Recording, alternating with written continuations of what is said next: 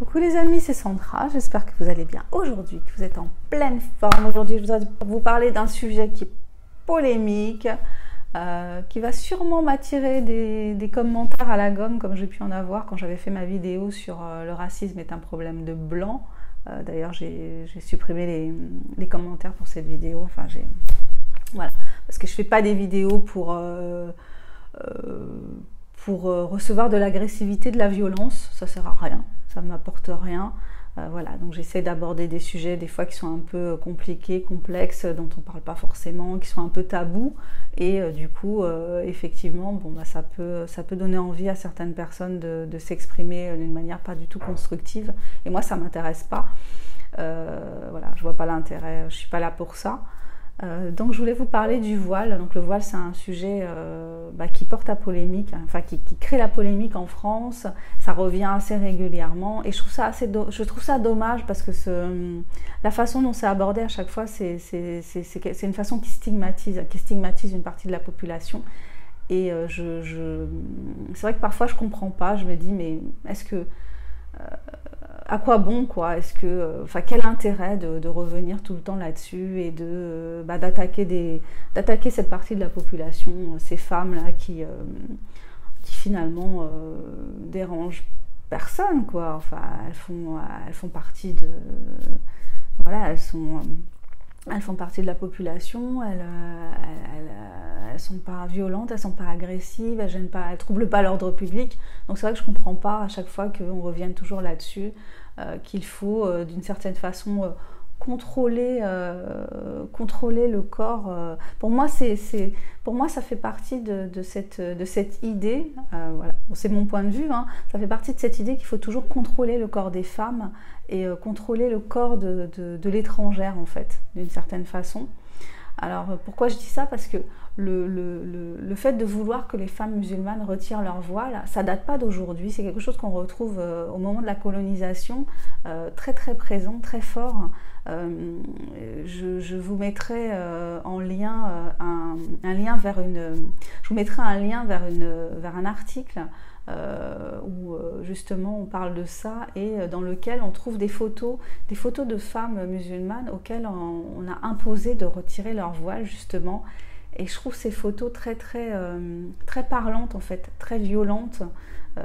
D'ailleurs pour moi, ça m'a fait penser à des viols en fait, des viols qui étaient photographiés dans le regard des femmes, dans leur attitude de retrait, dans le fait qu'on leur a imposé un truc qu'elles voulaient absolument pas. Donc pour moi, cette histoire de retirer le voile, ça part d'une volonté de domination qui perdure en fait, qui perdure. Voilà, tu es dans mon pays, la France, et tu dois t'adapter à certains codes, donc retirer ton voile. En revanche, quand moi je suis venue dans ton pays musulman, je t'ai aussi imposé de retirer ton voile. Donc on continue là-dessus d'une manière différente, mais c'est toujours un peu la même optique. Donc ça revient toujours, cette histoire du voile. Les femmes musulmanes doivent retirer leur voile pour être intégrées à la société française.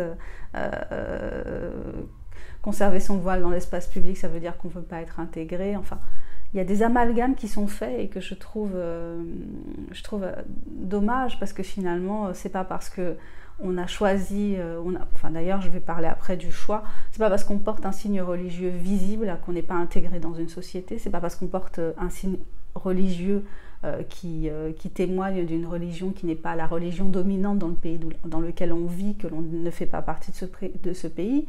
On peut être français et musulman, on peut être français et catholique, on peut être français et bouddhiste, on peut être français et voilà, toutes les religions peuvent se décliner à la française, je dirais. Donc c'est un peu dommage de se retrouver comme ça à stigmatiser et puis à exclure, en fait, surtout je trouve. On exclut les gens du monde du travail parfois parce qu'une femme est voilée, voilà, elle est censée ne pas pouvoir travailler à tel endroit, parce qu'on porte un nom à connotation étrangère, parce qu'on n'a pas la bonne couleur de peau, voilà, enfin ça fait une espèce d'amalgame qui est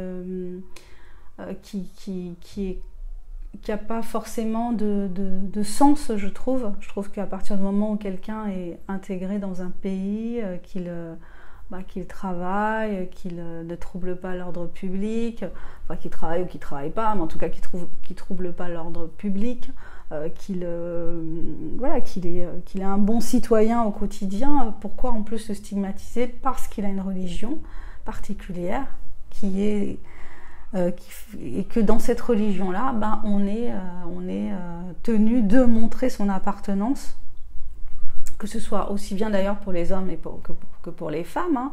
D'ailleurs, c'est assez frappant qu'on ne stigmatise pas les hommes comme on stigmatise les femmes en matière de religion, en particulier pour la religion musulmane. À savoir que il me semble pas, ou c'est rare quand même, c'est beaucoup plus rare qu'on entende pointer que les hommes sont barbus, portent certains types de vêtements, par exemple pour les musulmans, pour les juifs que les hommes portent la kippa et un certain type de vêtements. Il y a une espèce d'uniforme aussi de la religion juive, hein, que ce soit pour les hommes ou pour les femmes. Voilà, les femmes vraiment pratiquantes, elles tondent elles rasent leur tête et elles portent des perruques. Elles ont une façon particulière de s'habiller, pas de décolleté, des vêtements jupe ou robe longue, des chaussures à talons plats. Pour les femmes catholiques qui sont pas dans les milieux populaires, on va dire, qu'on trouve plutôt dans les quartiers chics, hein, les cathos pur jus, aussi ont une façon particulière de se vêtir, hein, les femmes avec leur col Claudine, leur jupe au-dessous du genou aussi. Donc voilà, il y a des choses comme ça qui passent peut-être mieux parce qu'on les assimile pas immédiatement forcément, pour ces deux types pour les femmes, les deux types de femmes là que je viens de décrire. Mais l'idée c'est que les hommes, on va pas les stigmatiser autant qu'on stigmatise les femmes. Pourquoi ? À mon avis, c'est parce que c'est facile de stigmatiser les femmes. En fait, c'est facile de les renvoyer comme ça chez elles quelque part, parce qu'on dit quand par exemple on veut que les mamans portant un voile n'accompagnent pas les enfants dans les sorties scolaires, si c'est pas une façon de dire aux gens restez chez vous, parce que on part du principe que les personnes vont obéir à cette injonction en fait. On te dit enlève ton voile comme si on te disait enlève tes boucles d'oreilles. Enfin, je veux dire, ça a une autre connotation. On sait très bien, si on réfléchit 2 secondes, hein, on sait très bien que la religion, c'est pas, c'est pas quelque chose qu'on choisit. La majorité du temps, on choisit pas sa religion. La religion, c'est quelque chose qui nous est imposé à la naissance. En tout cas, pour les 3 religions monothéistes, c'est quelque chose qui nous est majoritairement imposé à la naissance. On ne choisit pas d'être catholique, juif ou musulman. On est éduqué là-dedans, on s'imprègne de ces valeurs-là.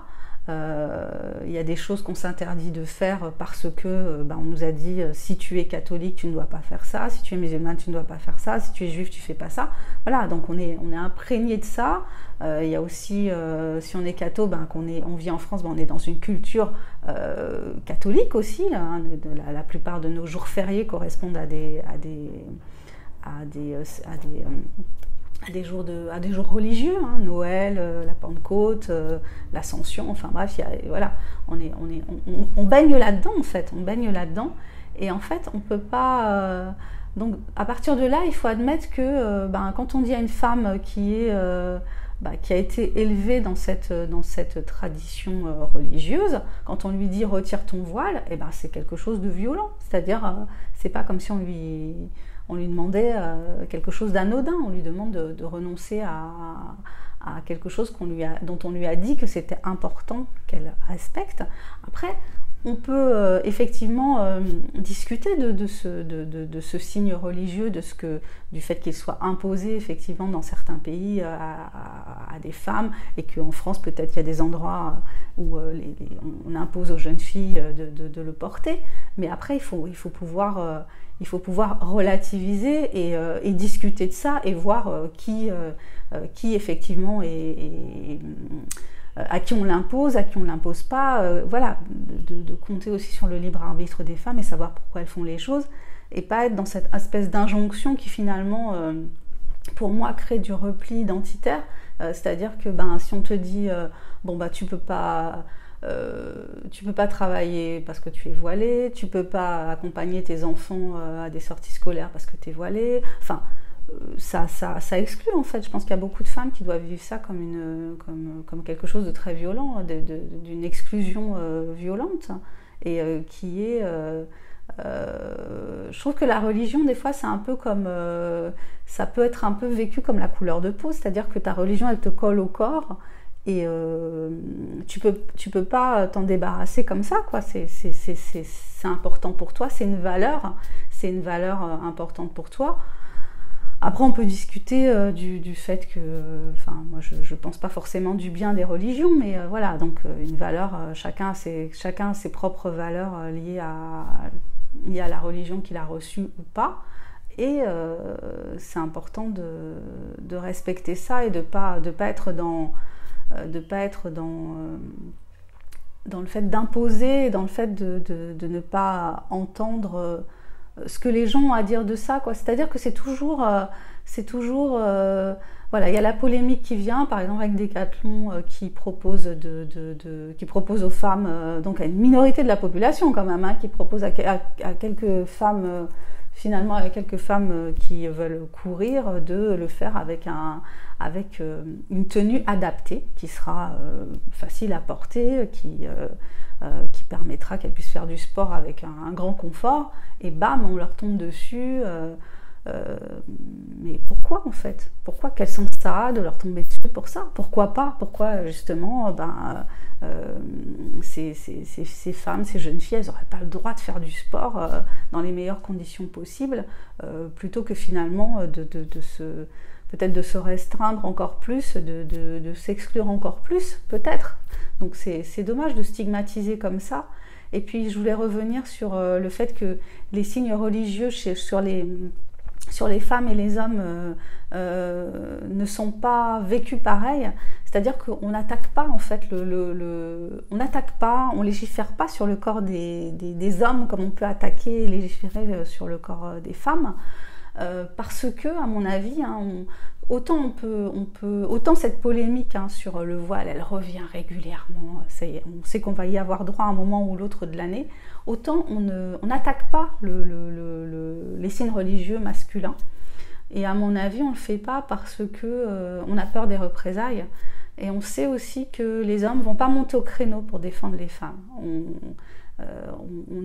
On n'entend pas les hommes dire mais pourquoi encore une fois vous allez stigmatiser nos femmes, nos sœurs, nos filles, pourquoi? Fichez-leur la paix, quoi. Elles n'embêtent personne, elles font de leur mieux pour être dans cette culture qui n'est pas forcément toujours bienveillante. Donc fichez-leur la paix, quoi. Non, les mecs vont jamais dire ça. Les femmes, elles doivent se débrouiller toutes seules, et la plupart du temps, leur réaction, ça va être plus du retrait. Et il y en a qui vont monter au créneau, qui vont se défendre. Mais voilà, ça va rester quand même assez confidentiel. Et puis les médias vont pas faire. Dans les médias, on va pas trop avoir. On va avoir un son de cloche, mais on va pas forcément avoir l'autre, quoi. C'est toujours un peu la même chose, la façon dont ce genre d'information est traité. Enfin, je sais même pas si c'est de l'information d'ailleurs. Voilà, donc après, oui, bon, on peut parler de laïcité, mais la laïcité, quand je suis dans la rue, j'ai le droit d'avoir mes signes religieux. Non, la loi sur la laïcité ne m'en empêche pas. Donc voilà. Et puis par rapport au monde du travail, effectivement, dans les administrations, oui, les signes religieux sont interdits. À l'école, oui, c'est interdit. Mais dans les entreprises privées, c'est l'employeur qui décide. Donc il peut très bien accepter ou non des signes religieux. Il n'y a pas de... voilà, c'est lui qui fait son choix. Ouais, donc moi je suis pour des valeurs de tolérance, de bienveillance, d'écoute, de générosité. Et voilà, je pense qu'on en manque et qu'on a tendance à voir l'autre comme un ennemi, comme l'étranger, comme toujours l'agresseur. Et il faudrait peut-être arriver à se dégager un peu de ça. Parce que je pense que c'est aussi ça qui favorise le repli identitaire, la violence, l'agressivité. Ça fait aussi partie, des choses qui favorisent ça. Et c'est on a du travail en tant qu'être humain, en tant qu'être humain, on a encore beaucoup de travail à faire sur cette planète. Je ne sais pas si on aura beaucoup de temps, puisque vu qu'on est quand même plus dans la destruction que dans la construction. Voilà, je vais m'arrêter là. Je vous remercie si vous êtes allés jusqu'au bout. Et puis, je vous souhaite une excellente journée. Prenez bien soin de vous. Esprit ouvert. Et puis, voilà. À bientôt. Bye bye.